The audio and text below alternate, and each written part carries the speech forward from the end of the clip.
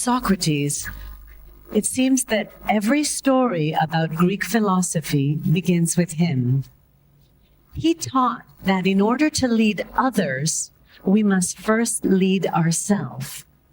And it's true. Think about it. How can you lead others if you can't lead yourself? How can you expect other people to follow you if you don't know where you're going?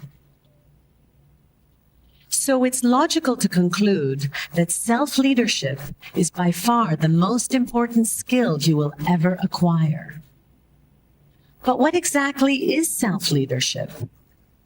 Self-leadership is knowing who you are, what you want, and why you want it. It also entails making a decision and inspiring yourself to follow it through and have others follow it too. It's a complicated thing, as you can see. Plato, the student of Socrates, said that the first and greatest victory is to conquer yourself. The importance of self-leadership has been stressed since the beginning of time, when the ancient Greek bards used to recite the story of the Iliad and the Odyssey. The Odyssey, a story of a sailor setting off on a perilous journey. Odysseus was his name, and he yearned to reach home. And it took 10 long years of fighting struggle and obstacle after obstacle. And in the end, he reached home. He reached his goal. Because his goal was virtuous and clear. So today I'm going to share with you the 3 golden principles of Greek philosophy for self-leadership. It has remained the same over thousands of years because it works. But first, I'd like to share with you a little of my story. I was growing up in Canada. I was the daughter of immigrants, Greek immigrants, to Montreal. And my parents wanted to connect with my history and my heritage. So while other classmates were getting bedtime stories like Cinderella and Sleeping Beauty, my parents would read to me from the Iliad and the Odyssey, the Greek myths and Aesop's fables. Now, fast forward my life, I'm 22 years old. I've come back from London where I studied international banking and finance, and I'm working in a big British bank. My career seems promising. I have a big office and a big paycheck. On the inside, though, I feel horrible and frustrated. Why? Because I feel that my natural talents are not matched in the bank, in this career. I'm a people's person, not a numbers person. And sometimes I tell my father about this, who was the CEO of a bank, and he would say, my dear daughter, he would tap me on the shoulder and say, dear daughter, life is very difficult. It's okay to read philosophy and psychology, but stick to your safe job and your paycheck. So what did I do? I carried on, and I felt like a hamster on a treadmill. I start to make mistakes at the bank because I'm unmotivated. And all these mistakes culminate into one big mistake, where I'm called in to do a presentation in front of the board of directors. Now, I do the presentation, but I feel terribly embarrassed. I didn't do a good job, not for my standards, not for the standards I know I can deliver. So at the end of that day, I face my biggest fears and I hand in my resignation. Now, did things go better after that? Of course not. They got a lot worse. First, I had a very big argument with my father, a dramatic Greek-style drama argument, where he said to me, "You're making a terrible mistake. You're going to live to regret it." He ousted me out of the house and said to me what amounts to an ancient motto the Spartans would say to the soldiers going off to war. "Tan iepitas." In other words, come bearing your shield as a victor or dead on it. What did I do? I had no plan. I just took any savings I had and I just took off. I had a backpack and I started walking. I started backpacking through Asia Minor on my own. No plan at all. I continued trekking, joined up with other groups and ended up trekking through Europe. Eventually my money ran out. So I had to take a job. Any job would do. Low-paying jobs. I was waitressing. I was a sales girl. I saved my money and tried my own businesses, but they failed and left me without any money. This was terrible. I had to lower my head. I was ready to go back to my father.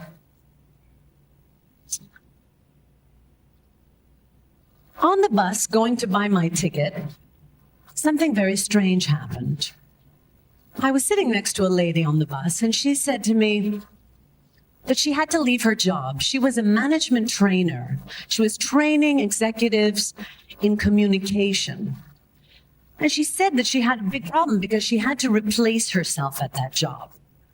I explained to her that I would be very happy to do that job, and we spoke, and basically she hired me on the bus. She said, "Show up tomorrow, you got the job." That's what I did. I showed up at this great management training company. I started giving classes with managers. My students said that I was really talented at what I was doing. I felt it was a great match for my talents.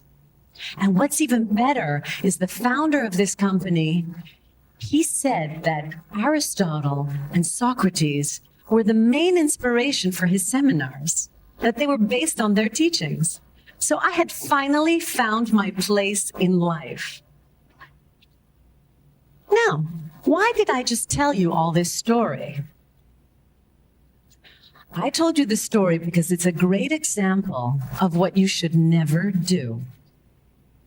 Let's face it, I got lucky.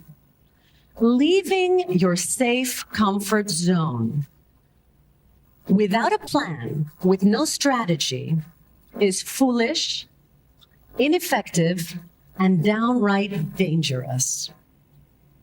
It's like getting into a car without knowing how to drive, without knowing where you're going, and without a GPS. Where are you going to end up? Probably off a cliff. Now, as I promised you, I would like to make your journey smoother, to give you something like a GPS for life. And this system is inspired by the Greek philosopher Aristotle.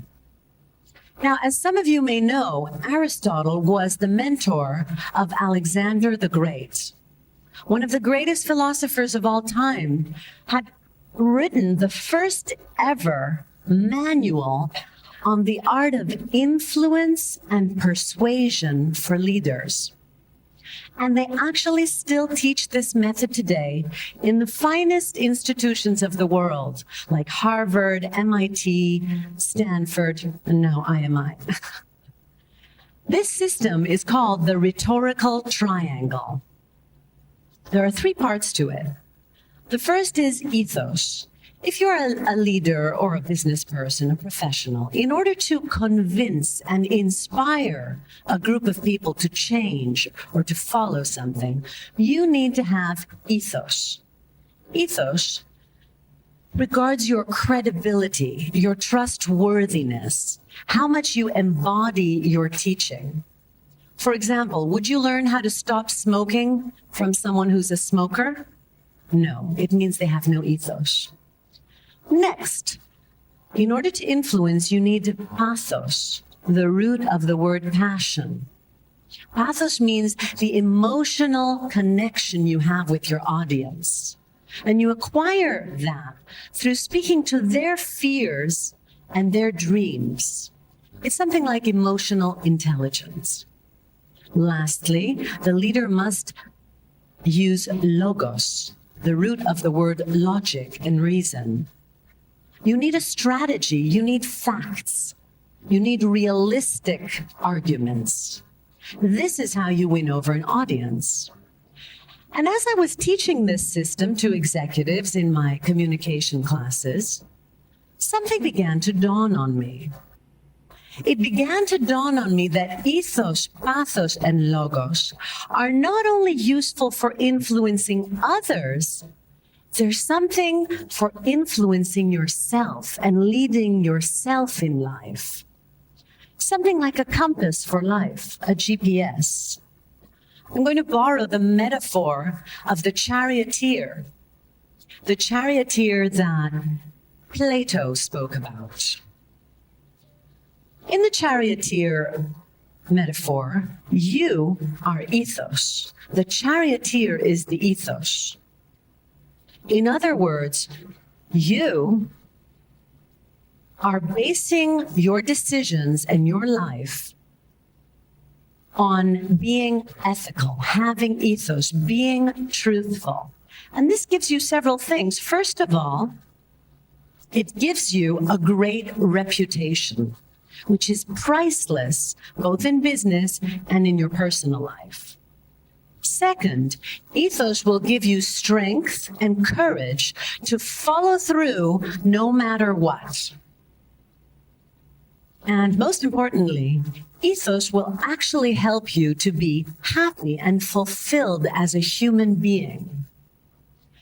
And this is mainly because people with ethos, they follow their beliefs, they say what they think, and they follow through with action. In other words, most people are thinking one thing, saying another, and doing another. That's fragmented. You're not in your power. You're not aligned without ethos. No one likes a hypocrite or a liar or a cheater. We shun them as a society. Why would you want to be such a person? You could never be happy. And I'm not saying that to be a good citizen only. It's for egotistical purposes. It's to make you happy, you well-balanced, you an integrated human being. Ethos is its own reward. You do it for itself. Ethos is basically the first filter through which you should pass any major or minor decisions through. You ask yourself, is this decision aligned with my values, with who I want to be as a human being, with my best self? I'm not saying you have to be perfect. You have to just keep striving to be excellent. This is another motto, Ain Aristevin, which you also see in many great institutions. Ain Aristevin means ever to excel. Remember, the charioteer has two horses to manage and control, the white horse and the black horse. The black horse is your pathos. That is the second filter through which you must pass your decisions. How do you feel about the decision? What does your heart say? What are your fears? Address your fears. Manage your fears with calm. And lastly, we have logos.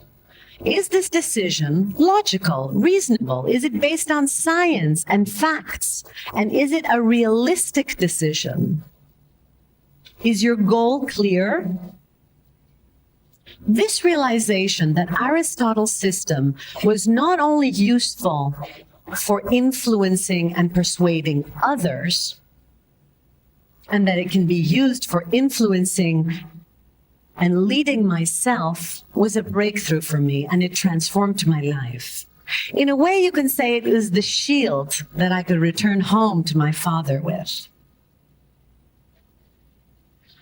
Let's go back to when I was, remember, working in the bank? Let's use this GPS and see how it could have worked. I could have asked myself back then in the bank, ALKISTIS, are you being fair and truthful with yourself? Are you being fair and truthful to your father? Especially to your employers who are paying you if your heart is not in this job? No, I wasn't being fair, and most of all to myself. Then I would pass it through the test of pathos, and I would say, ALKISTIS, look at your fears. What do you fear most? Let's look at it.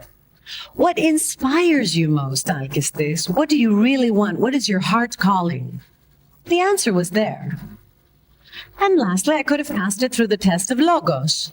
What are my real choices? Let's look at this realistically. What could be a realistic goal? All right. How could I develop a strategy for a smoother transition? Now, I'm not saying that I wouldn't have had trouble in switching careers. My life just would have been a lot smoother. And that's what we all want, right? So in conclusion, what are these Greek philosophers trying to tell us? They're saying, live with ethos, channel your pathos, and apply your logos. They give us a structured way of going through life. What's it all for? What is this whole method for? What is this system that I'm offering to you? What is it for? It's for something the Greeks call eudaimonia. Eudaimonia is something much more than happiness. It's about fulfillment and thriving. Imagine a boat going with the winds in its sail. This is how your life can be. In fact, this is the breakthrough of Greek philosophers. They claimed that all of us, not just the kings or the pharaohs, all of us each have the right to pursue our happiness. And they gave us the tools for that. And isn't that what we all really want? Thank you.